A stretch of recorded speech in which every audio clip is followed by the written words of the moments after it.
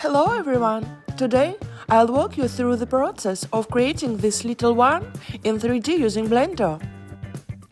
To begin, I've added a reference image featuring a schematic representation of a baby.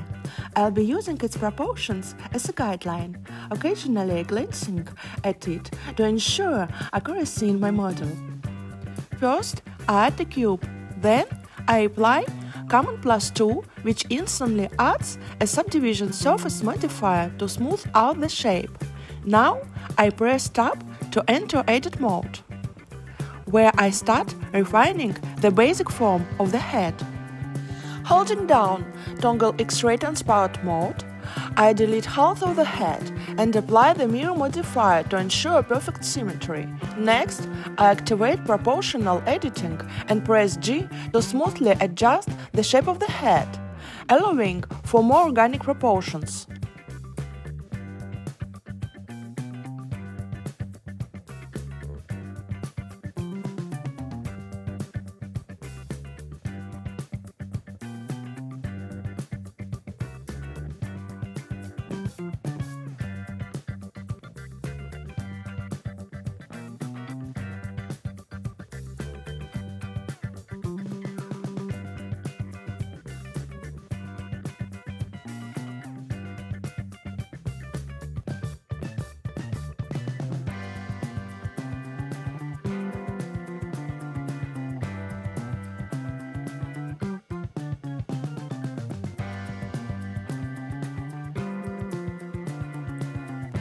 Now I delete the faces where the eyes will be.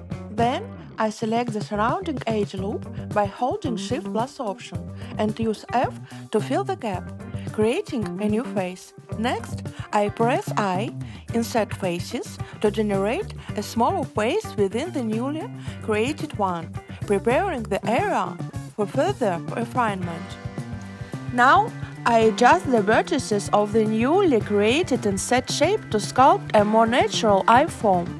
Instead of leaving it as a simple rectangle, I carefully reposition the points to follow the organic curvature of an eye.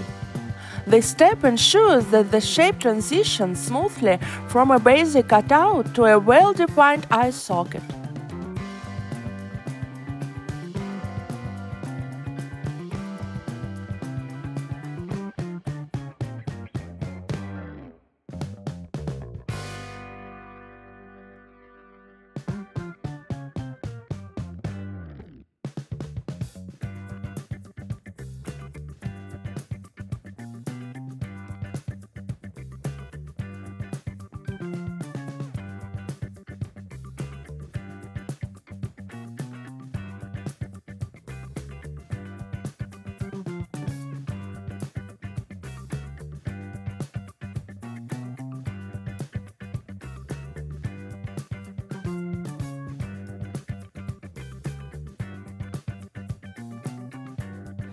Now I delete the faces in the areas where the mouth and nose will be.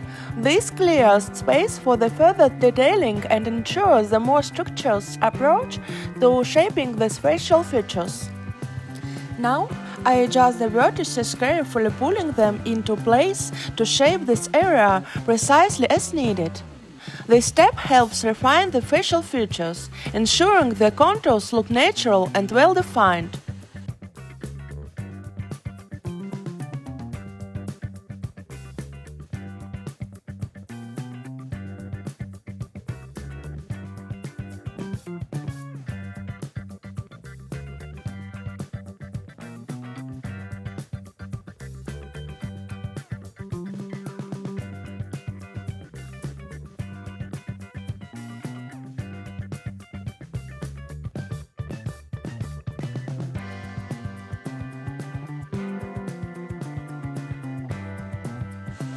Since my baby model is stylized and not hyper-realistic, the nose will have a unique shape. To achieve this, I select the edge that defines the shape beneath the nose. Press E to extrude it outward, filling the gap between the nose and mouth. This step helps create a smooth transition in this area.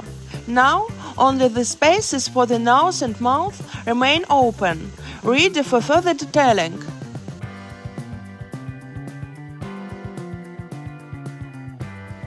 Now, I select the edges around the hole where the nose will be.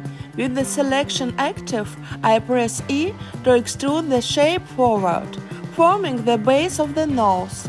Next, I slightly adjust the scale by pressing S to refine the proportions. Finally, I close the remaining gap by pressing F, filling the hole with a space. At this stage, the nose has a basic, primitive shape, which will be further defined later. Now, I rotate the model's face to a side view and start adjusting the chin vertices, carefully pulling them into place. This helps shape the face into a more natural and believable form, improving the overall proportions. Now, I select the entire edge loop around the mouth opening. Pressing E, I extrude it inward, then scale it down by pressing S, narrowing the shape of the mouth. Next, I fine-tune the vertices, carefully adjusting their positions to refine the contours.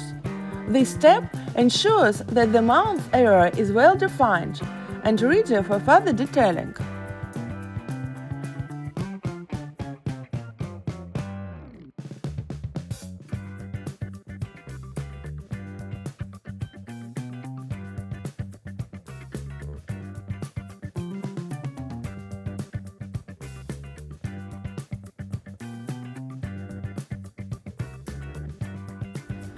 Now I delete the faces where the ear will be.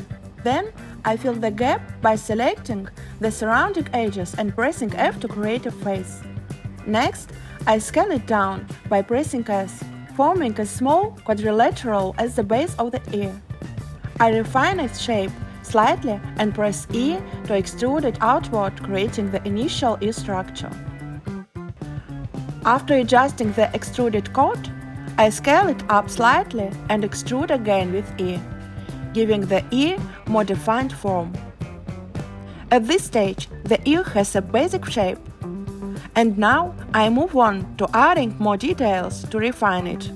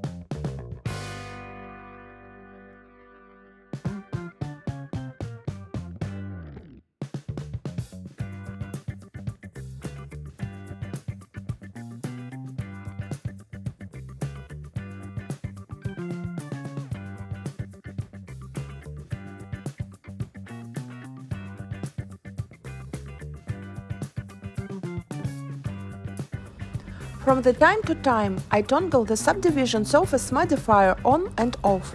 I disable it to clearly see the actual edges and vertices without the smoothing effect, as the modifier visually rounds out the model. This helps me make precise adjustments to the geometry. After finishing the ear, I move on to refining the eye shape. Using the same technique as with the eyes, I now shape the lips. I select the edge loop around the mouth opening, press E to extrude it outward, and then use S to scale it. By adjusting vertices and even adding new edges where necessary, I refine the overall face shape. This step ensures better proportions before moving on to sculpting.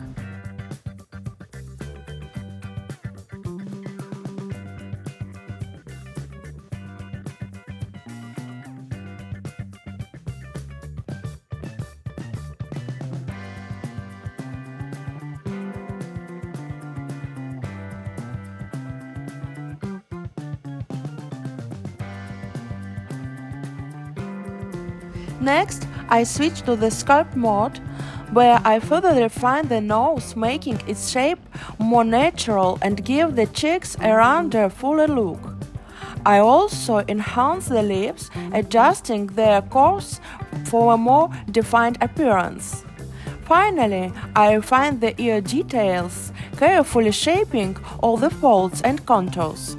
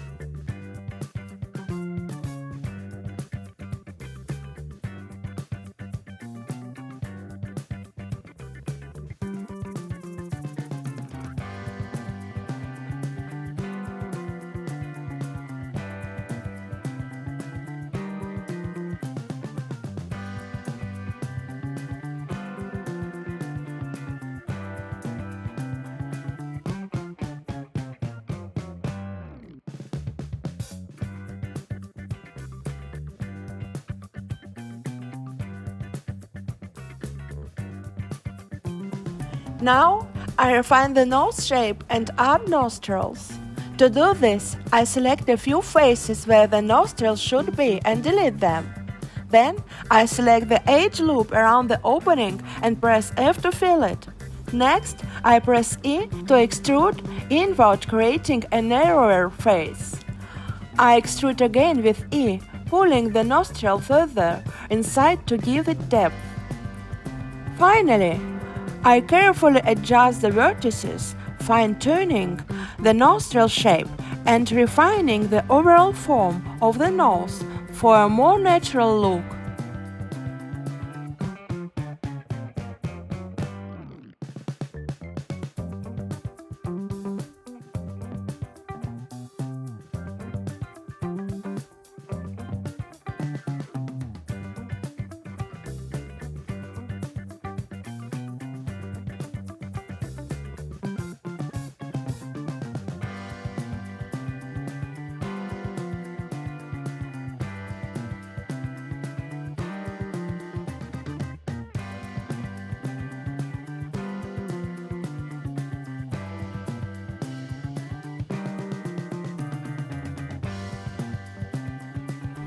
Now that the nose is complete, I return to the eye to refine their shape.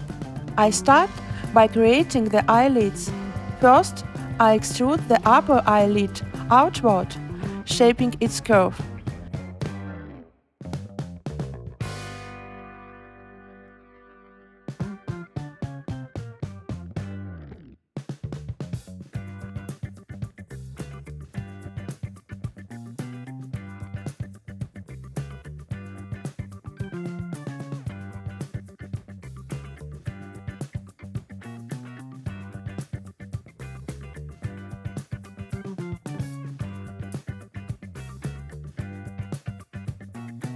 Then I repeat the process for the lower eyelid, ensuring both have a natural form.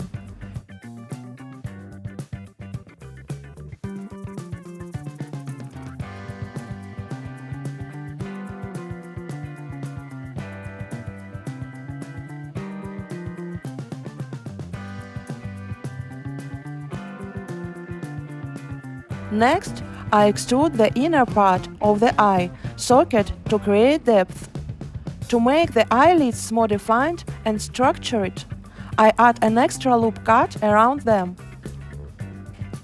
allowing for better control over their shape and curvature. Now I add a sphere to check how well the eyelids conform to the round eye shape. The lids should fit snugly around the sphere, ensuring a natural look when the final eyeball is in place. I then enter edit mode and carefully adjust the eyelids vertices, slightly moving them to ensure they wrap smoothly around the eye. These steps helps refine the fit, making the eyelids look more natural and well integrated into the face. Now I create the inner cavity of the mouth. First, I select the edge loop around the existing mouth opening. Then, I press E to extrude the geometry inward, shaping the inside of the mouth. Next, I press F to fill the remaining gap, closing off the inner surface. To fine-tune the shape, I carefully adjust the inner vertices, ensuring a smooth and natural-looking transition. To get a clearer view inside the head, I temporarily disable the mirror modifier visibility, allowing for precise adjustments. Once everything is properly shaped, I reactivate the modifier to restore symmetry.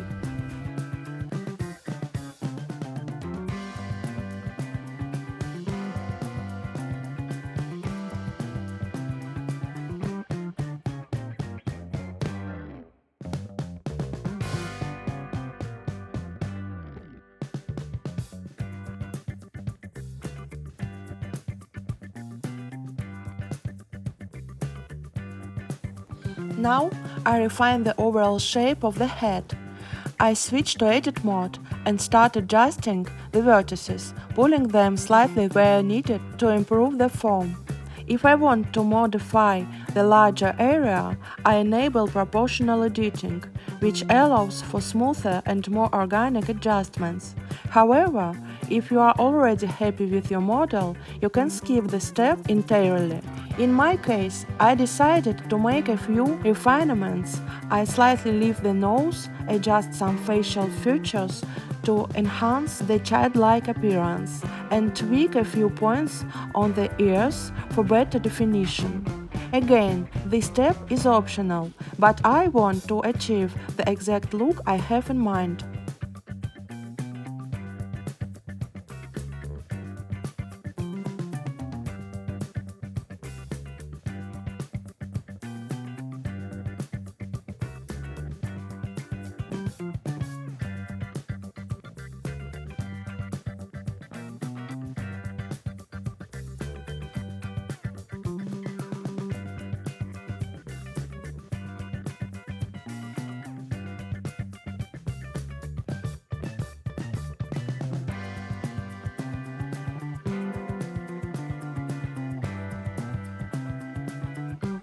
Now I'm making the eyes. I begin by introducing a sphere, meticulously rescaling and positioning it within the eye socket to ensure anatomic accuracy.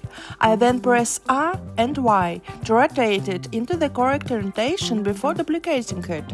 One of these spheres will ultimately function as a transparent outer shell, imparting the eye with a glossy, moisture-rich appearance and naturalistic reflections. At this stage, I can either temporarily disable its visibility or leave it intact.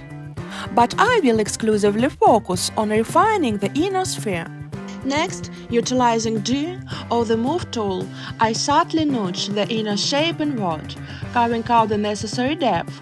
This internal structure will accommodate the iris and pupil texture, whereas the outer layer will enhance the specular highlights for the more lifelike effect. To consolidate the eye's architecture, I select both spheres and employ Command plus J to seamlessly fuse them into a singular object. Subsequently, I merge this assembly with the head using the same shortcut, which concurrently applies the mirror modifier, ensuring precise bilateral symmetry in the eyes. I truly appreciate your presence here. This isn't a farewell, just a brief interlude until our next creative session. Don't forget to subscribe, drop a like and share your thoughts in the comments. I personally read every response and would love to answer any questions you may have.